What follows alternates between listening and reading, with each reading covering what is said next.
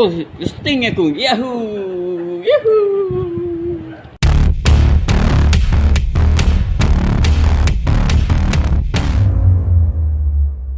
Assalamualaikum guys, welcome back. Antara highlight menarik masa Anugerah Meletup Era adalah bila Kamal Adli akhirnya melamar Ukasha Senrose waktu majlis anugerah tu berlangsung. Ukasha Senrose, sudi tak kalau awak nak jadi isteri saya? Pada aku tu satu langkah yang berani daripada Kamal Adli sebab berjuta mata memandang sama ada Kamal berjaya ataupun tak. Tapi aku yakin yang benda ni sebenarnya dah pun dirancang dengan rapi. Kalau tak, aku yakin juga yang Kamal tak akan buat benda macam tu. Tapi apa pun, benda dah jadi dan macam biasa, akan ada orang yang ulas baik, buruk, elok ataupun tak elok satu benda yang jadi tu. Dan antara yang dapat perhatian ialah teguran daripada Piu Rahmat kepada pasangan terbabit. Yang mana kalau ikut apa yang Piu Rahmat kata, lamaran secara terbuka sebenarnya bagi tekanan pada kaum wanita sebab takut diorang terima hanya kerana nak jaga air muka lelaki dan untuk lelaki pula takut lagi malu kena reject. Lepas tu jangan cakap no lah, macam malu sikit kan kalau cakap no saya.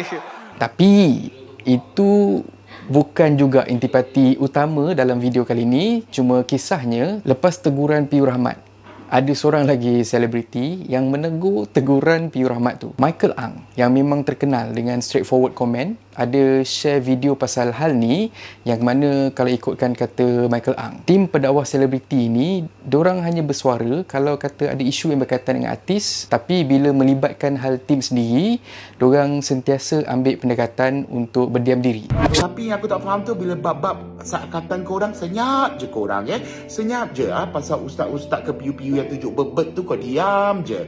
Pasal yang ceraikan bini masa mengandung tu kau senyap je. Yang pasal kena dituduh untuk meronggol pun kau senyap je.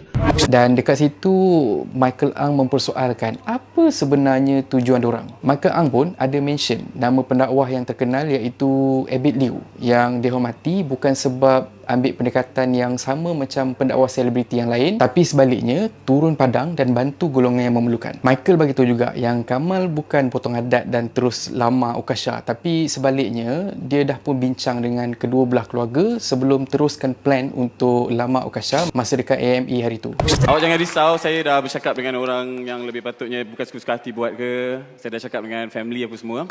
Bagi aku, dua-dua tu ada poin dorang. Macam Piu Rahmat, dia dah maklumkan dekat perkongsian dia hari tu yang dia hanya menegur dan bukan menghentam Kamal ataupun Ukasha. Saya kena jelaskan, saya tidak pernah kecam, saya tidak pernah marah kepada Ukasha Senrose dan juga Kamal Adli tentang mereka nak bernikah. Tidak. Kita sebagai Muslim sendiri pun dah pun diajar. Kalau kata ada saudara kita yang buat kesilapan ataupun tak tahu apa yang diorang buat ni betul ataupun tak, kita wajib tegur. Kalau tak, kita pun akan dikira bersebahat juga. Dari side Michael Ang sendiri juga, dia kata kenapa masa isu penceramah bebas yang lain tersilap langkah ataupun buat sesuatu yang undang kontroversi. Sahabat seperjuangan lain, kenapa tak tegur dekat publik macam golongan selebriti? Aku cakap tegur dekat publik bukan sebab apa, sebab aku tahu yang tim penceramah ni, diorang sebenarnya ada grup WhatsApp ataupun Telegram diorang dan dekat situ, diorang akan tegur satu sama lain. Saya pernah dan selalu menegur sahabat-sahabat saya dalam jalan dakwah. Pada 4 Disember 2019, saya tegur Da'i Farhan berkaitan tentang memberi talak ketika mengandung, ketika isterinya sedang mengandung. 3 minggu lepas, saya tulis statement berkaitan tentang Da'i Said. 1 bulan 5, 1 Mei 2019, saya tegur Piu Abu. Dan ini membuktikan bahawa saya tidak pilih bulu dalam berdakwah. Itulah sebenarnya harga yang perlu dibayar kalau kau seorang penceramah ataupun selebriti. Tak kisah dekat mana-mana site pun, asalkan kau ada followers berpuluh ataupun beratus ribu, setiap tindakan kau akan dinilai oleh publik.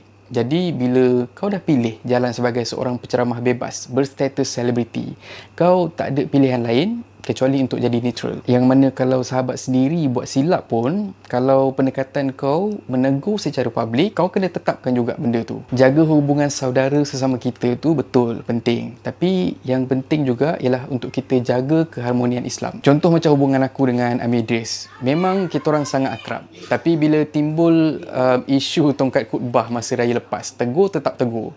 Cuma tegur dekat publik lagi berlapik daripada apa yang dia kena dengan aku dekat dalam WhatsApp. Macam Macam tu juga dengan hal selebriti lain yang mana ada antara diorang ni ialah antara kenalan aku. Beza dia mungkin dalam sebahagian kes, aku dapat input ekstra daripada tuan empunya badan yang aku sampaikan dekat korang. Kira macam kata diorang punya defense lah. Jadi kalau betul-betul penceramah ataupun seseorang tu dah istiqomah untuk berdakwah secara publik, teruskan tanpa politik ataupun pilih bulu. Kalau nak memilih, elok kau masa awal tu kau DM orang yang kau nak tegur tu tanpa go to public untuk semua. Habis cerita. Tapi on the other side, aku harap juga kalau kata ada penceramah ni menegur, kita netizen, kita kena dengar dan baiki apa kekurangan berdasarkan apa yang diorang cakap. Dan bukan ambil pendekatan untuk menghentam. Diorang pilih bulu, itu memang satu hal. Tapi bila kata ada ilmu yang dikongsi, kita kena terima dengan hati yang terbuka. Sekurang-kurangnya, kita fikir je yang dalam berjuta isu, Tuhan bukakan jalan untuk kita semua belajar satu isu ni berbanding dengan isu yang lain, mungkin ada sebab dia.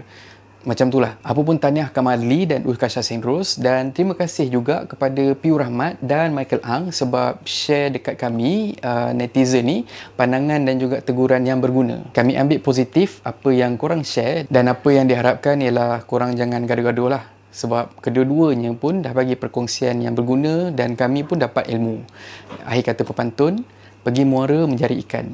Ikan digoreng, dibuat makan. Yang berilmu, kita raikan. Yang berisu, kita bahaskan. Dan kalau korang suka konten yang ada dalam channel ni, please consider to subscribe, okay? So, thank you very much for watching and have a nice day. Assalamualaikum.